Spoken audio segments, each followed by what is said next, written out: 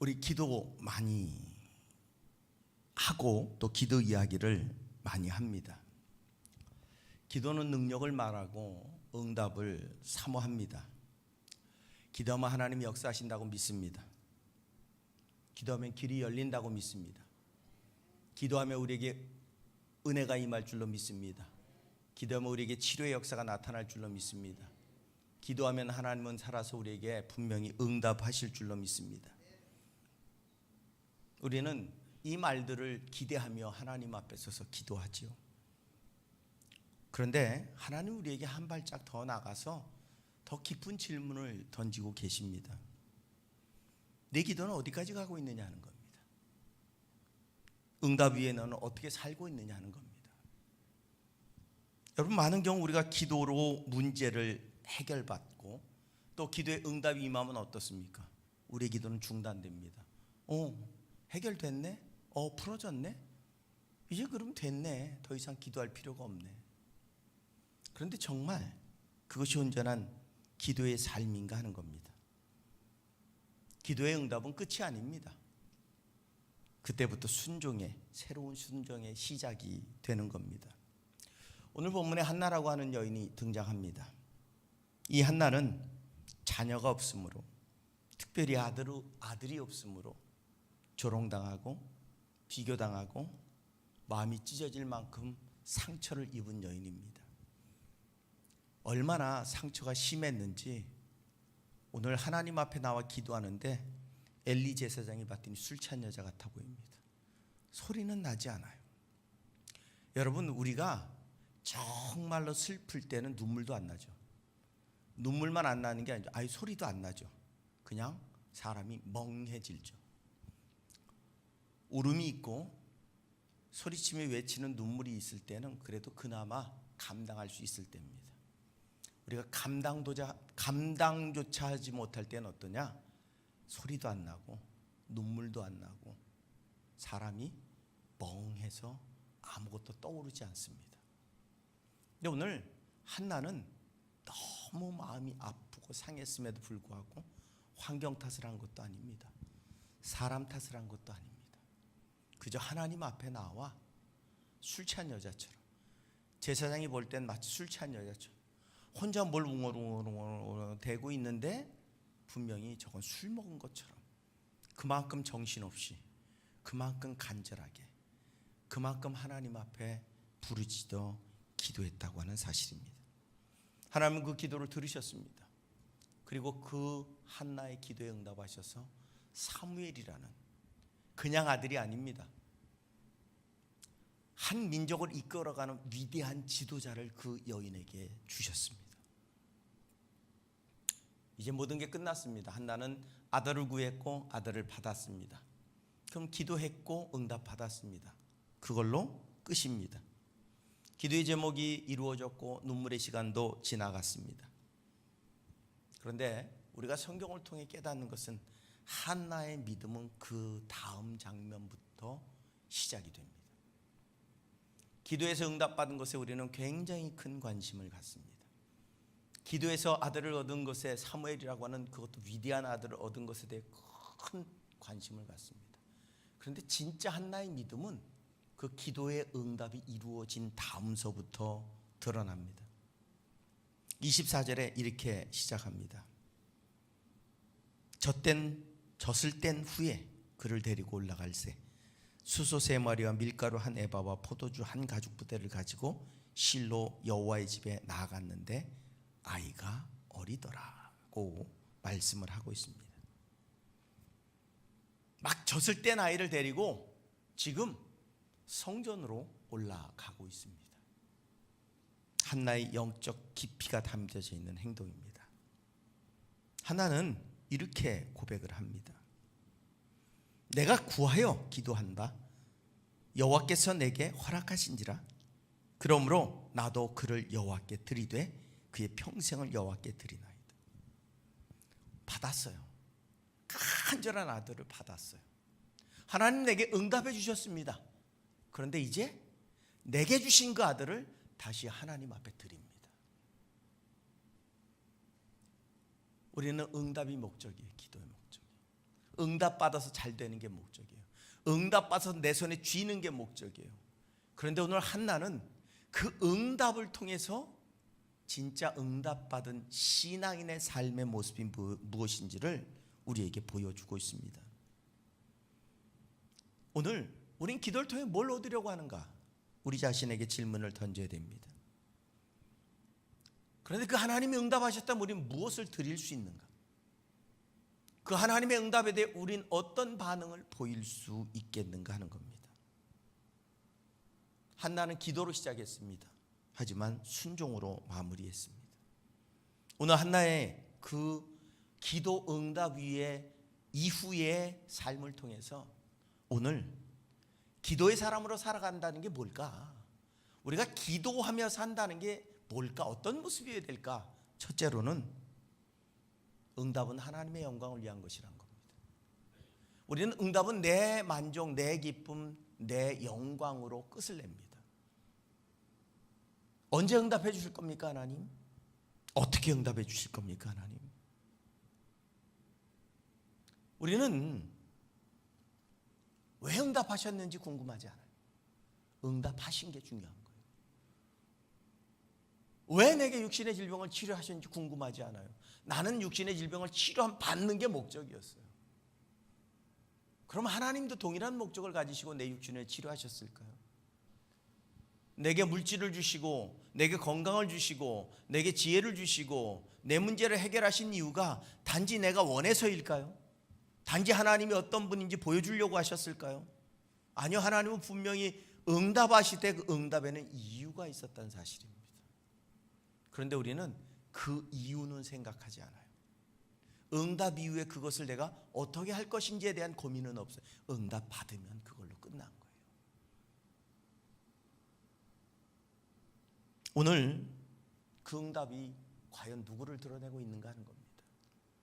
사무엘상 1장 27절 28절 아까 읽어드린 말씀처럼 이 아이를 위하여 내가 기도하였더니 내가 구하여 기도한 바를 여호와께서 내게 허락하신지라. 그러므로 나도 그를 여호와께 드리되 그의 평생을 여호와께 드리나이다. 응답하셨습니다. 이제 내 거예요. 그 아들이 없음으로 인해 당했던 그 찢어지는 상처, 아픔과 고통들 때문에 하나님 앞에 아들 달라고 기도했어요. 그런데 젖을 떼자마자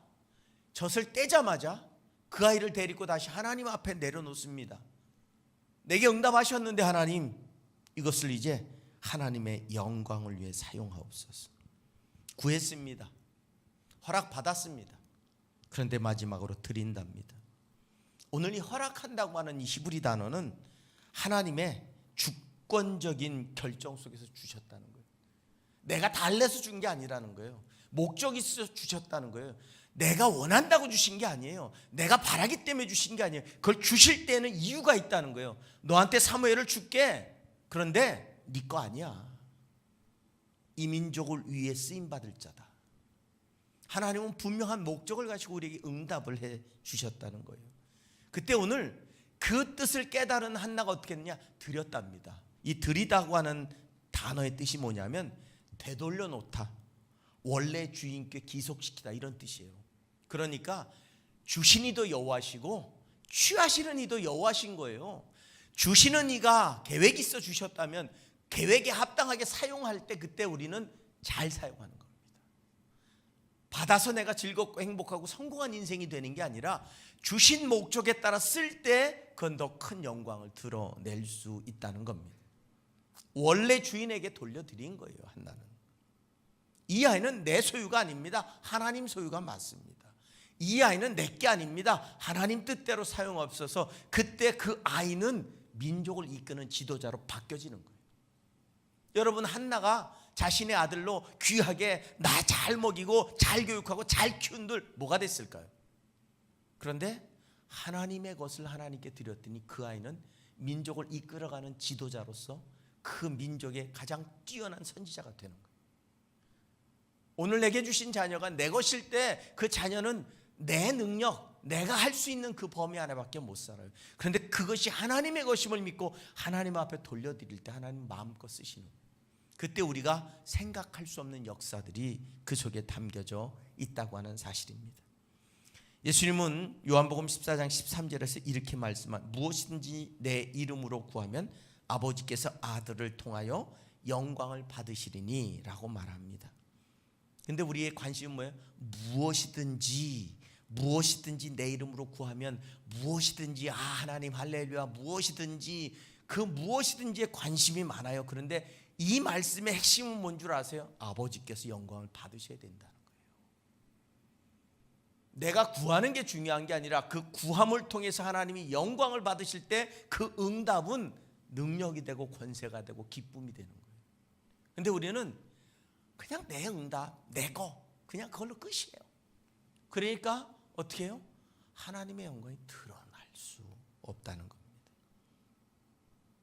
마태복음 5장 16절에서도 예수님이 이렇게 말씀합니다. 너희 빛이 사람 앞에 비치게 하여 그들로 너희 착한 행실을 보고 하늘에 계신 너희 아버지께 영광을 돌리게 하라. 하나님에게 주시는 목적, 하나님 우리에게 허락하신 목적은 나를 통해 내가 자랑스럽고 높아지는 게 아니라 하나님의 영광이 나를 통해 드러날 때 하나님은 기뻐하시고 큰 축복으로 채워주신다는 겁니다. 이스라엘 백성도 광야에서 응답을 받았습니다. 만나를 받았고 물을 받았고 보호를 받았습니다. 응답이 쌓이면 쌓일수록 어떻게 됐을까요? 그들은 하나님을 잊어버렸습니다. 사사기의 맨 마지막 절이 뭡니까? 각기 자기 소견에 옳은 대로 행하였더라. 사사를 세워서 이끌어갈 때마다 그들은 복을 받았습니다. 그들이 하나님을 믿지 않고 우상을 섬길 때 고난과 시련 속에 있을 때 사사를 보내셔서 하나님이 통치하실 땐 평안했습니다. 그랬더니 자기들 잘난 줄 알아요. 응답이 반복되고 응답이 내 안에 자꾸 주어질 때 우리는 그 응답에 대한 목적과 두려움을 깨달아야 되는데 그게 아니라 편안해요. 그러니까 어떻게 해요? 하나님의 응답에 대한 감사가 영광이 사라져 버립니다. 응답은 축복입니다. 그런데 영광의 방향을 잃어버리면 시험이 됩니다. 결국 안 받았으면 여러분 계산을 해도 받은 게 없으면 0이니까 줄 것도 없잖아요. 근데 내가 100을 받았어요. 그런데 100을 받았는데 영광을 돌려드리지 않으면 마이너스 100이 되는 거예요.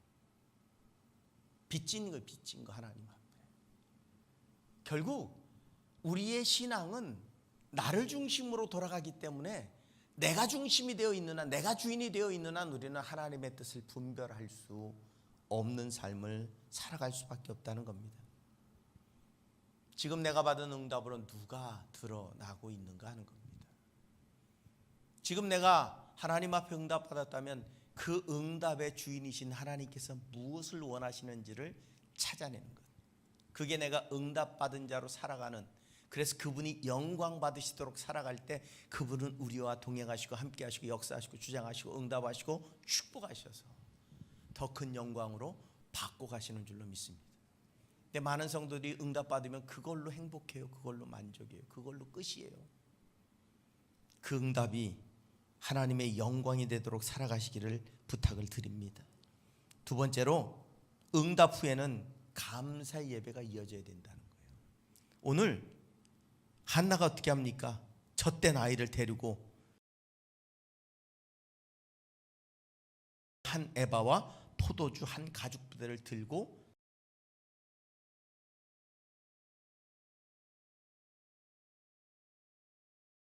가 아닙니다. 응답,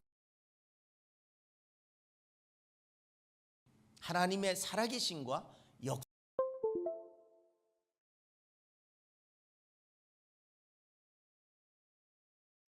졌을 때 아이를 데리고 오늘 한나는 성전으로 올라갑니다.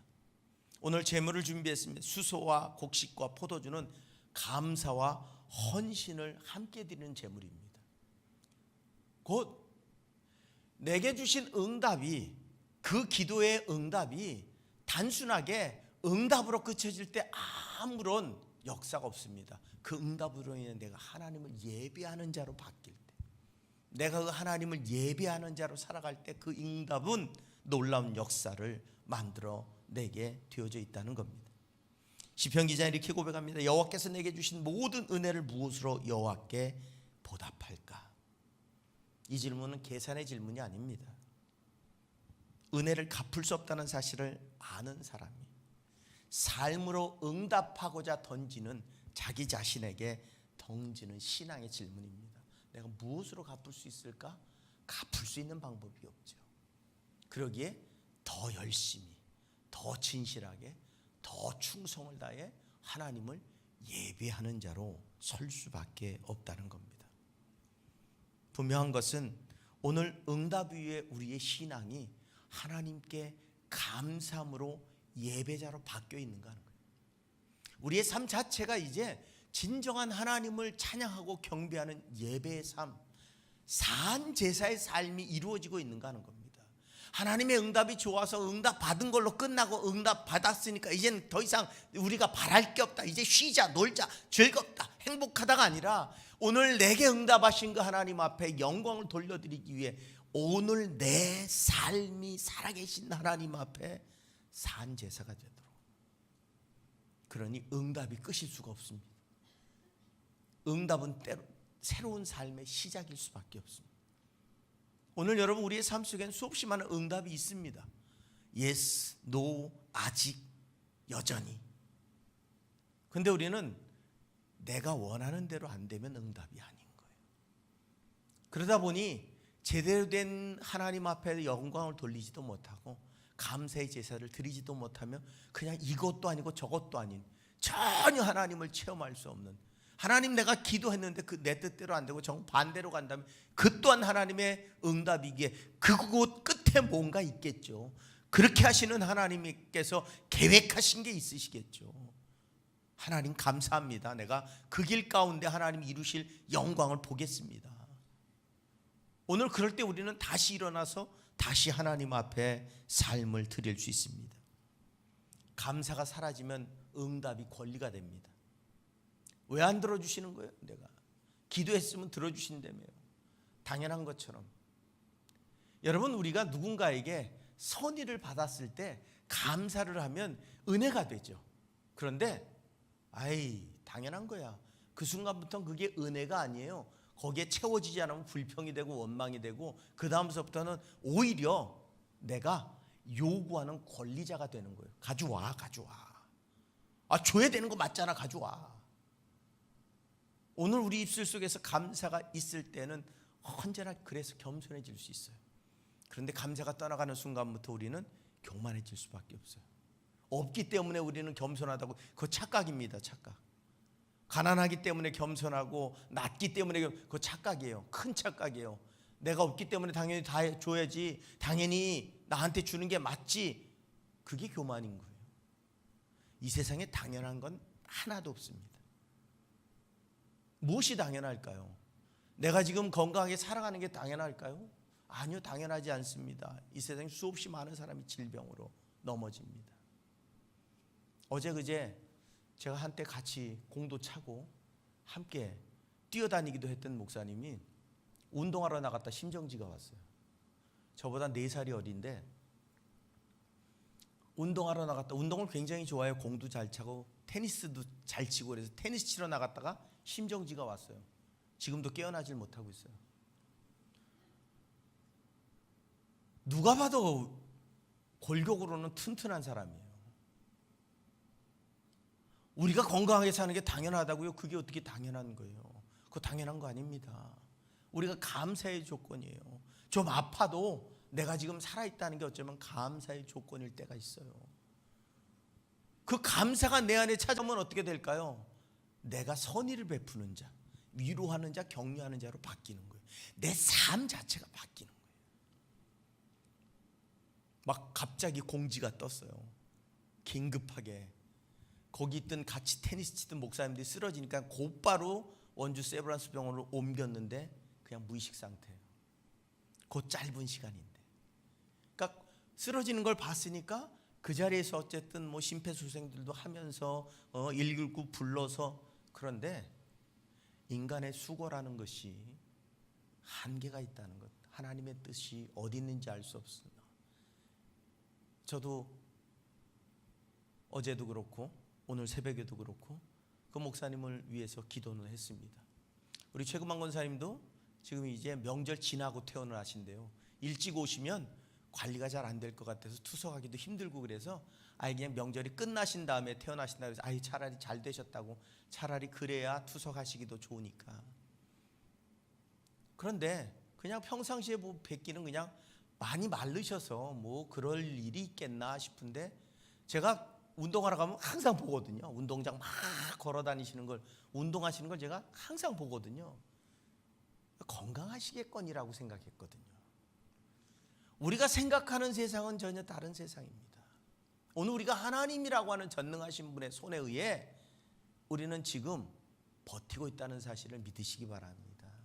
그렇다면 우리에게 우리 입술에 넘쳐날 건 불평과 원망보다는 감사이고, 감사하는 자는 아버지 앞에 예비하는 자로 거듭날 수밖에 없다는 겁니다. 바로 그 응답은 우리의 삶에 하나님을 경험하는 통로고, 그 하나님을 경험했다면 그분 앞에 나를 드리는 제사, 진정한 예배자가 되는 게 어쩌면 우리의 신앙의 당연한 모습인데, 열심히 문제 있어서 기도하다 응답만 되면 그 다음부터 보이질 않아요. 열심히 기도해달라고 기도하고 같이 기도하고 응답되면 그날부터 안 보여. 그날부터 우린 더 깊은 은혜 안으로 들어가고 더 깊은 예배자로 서는 것, 그게 진정한 응답받은 자, 기도로 살아가는 삶의 모습이라는 사실입니다. 그리고 마지막으로 응답 위에 기도의 자리를 떠나지 않았다는 겁니다. 기도에 응답 받으면 이제 됐어, 이제 응답 다 받았으니까 이제는 그만해도 되겠지. 기도의 응답은 마침표가 아닙니다. 더 깊은 기도로 나아가는 쉼표에 지나지 않는다는 사실입니다. 오늘 한나 이야기를 보면 2장과 3장, 특별히 2장 19절에 보면 해마다 실로로 올라와 예배했다고 기록하고 있습니다. 그의 어머니가 매년 그를 위하여 작은 겉옷을 지어 제사를 달립니까? 여러분, 뭔가 맛있는 걸 먹으면 어때요? 야, 저 집 맛있어. 야, 저 집 진짜 맛있어. 그럼 또 가게 되고 또 가게 되고 또 가게 되는 게 당연한 거잖아요. 근데 이상하게 기도의 응답만 받으면 없어져. 희한하죠. 제가 어젠가 뭐 유명한 중국집이 천진에 있다고 그래서 한번 가봤어요. 사천성인가 뭐 사천성인지 오천성인지 뭐 있더라고요. 맛있더라고요. 적어놓으세요. 사천성 한번 가서. 맛있더라고요. 국물도 깔끔하고 해물도 많이 들어가 있고 간짜장도 맛있고 옛날식으로 간짜장을 해주는데 맛있더라고요. 정말 맛있게 먹었어요. 근데 자꾸 그 주인 부부가 낯이 익어요. 근데 그 부인이 배달 와가지고 갑자기 저희 집사람, 나 모르겠어요. 그리고 물어보더라고요. 그래서 가만, 저희 집사람이 앉아 또 오버하는 거 있잖아요. 어머머머 무슨, 옛날에 아이진 있을 때 거기 참 학교 일 많이 하던 학부형, 우리 아이들 학교 다닐 때 학부형 부부였어요. 그 건설하고 그러신 분인데, 남편도 제가 어디 봤더니 낯이 엄청 익어요. 누구지? 그랬더니 맞아 그 집. 그래서 서로 인사 나누고 여기서 하시네요 막 그러는데 또 가게 되더라. 또 가야 될 것 같은, 맛있으니까 또 가야 돼요. 만약에 맛이 없었다면 안 갔을 거예요. 아무리 아는 사이라도 안 갔을 거예요. 그런데 맛있으니까 또 가게 돼요. 근데 우리는 하나님의 응답을 받는데, 하나님의 그 가장 좋은 것을 받는데, 하나님의 살아계심을 경험하는데 안 와. 뭐 있어야 와요? 문제 있어야 와요. 그러면 하나님은 오게 하시려면 어떻게 해야 돼요? 문제를 주셔야 되나요? 고난을 주셔야 되나요? 질병을 주셔야 되나요? 이게 우리는 정말로 어리석은 선택을 하면서도 우리는 잘했다고 착각하고 사는 거예요. 내가 기도의 응답을 받았다면 이제 더 깊은 기도의 자리로, 더 큰 능력의 자리로, 더 큰 하나님의 은혜의 자리로 나가는 게 당연한 것이 아니겠느냐 하는 겁니다. 오늘 한나는 매년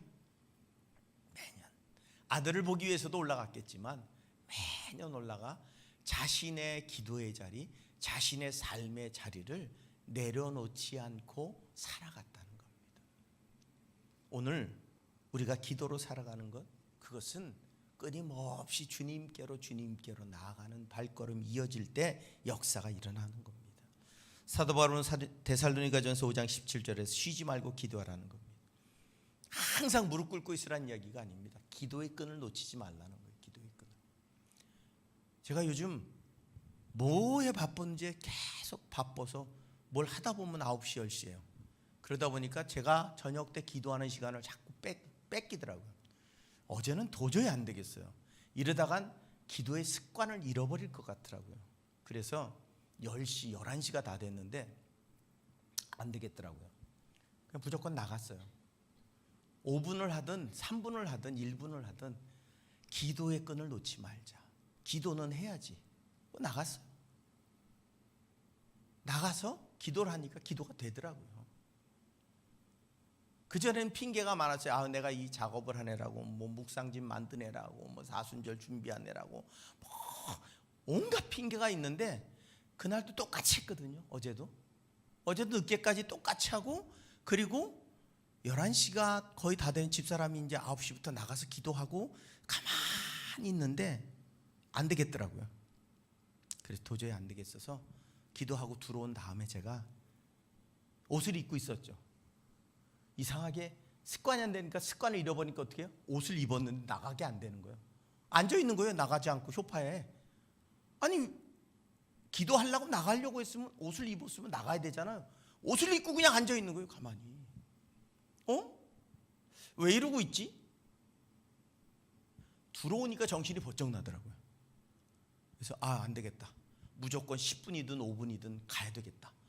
그리고 무릎 꿇고 30분 정도 기도하고 들어오니까 그래.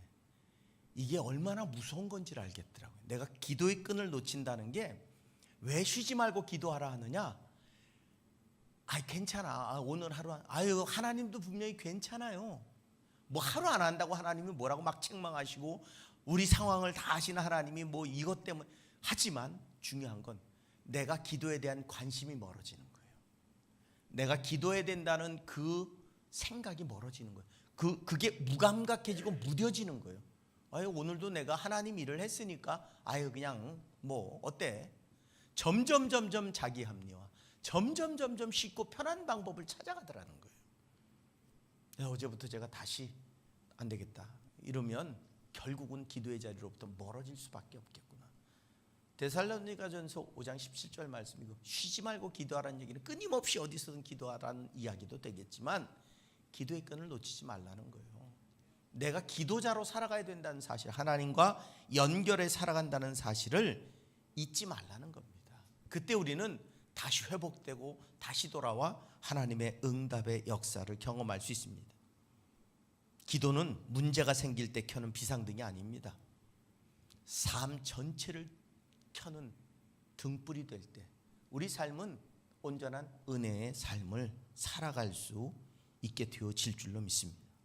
기도는 기술도 아니고 거래도 아닙니다. 기도는 하나님과 나와의 관계입니다. 그래서 기도는 호흡인 것이고 기도는 대화인 겁니다. 오늘 우리가 진정으로 기도의 사람으로 살아갈 수 있을 때 하나님 우리와 동행하시고 우리의 삶 속에 개입하시며 역사하시고 능력을 허락해 주실 줄로 믿습니다. 한나처럼 하나님 앞에 영광이 되는 삶으로, 하나님 앞에 예배자로 서는 삶으로 언제나 기도의 자리를 떠나지 않는 우리가 되어져서 하나님 응답하심의 은혜 안에서 날마다 주님과 동행하는 기도자로 살아가시기를 주님의 이름으로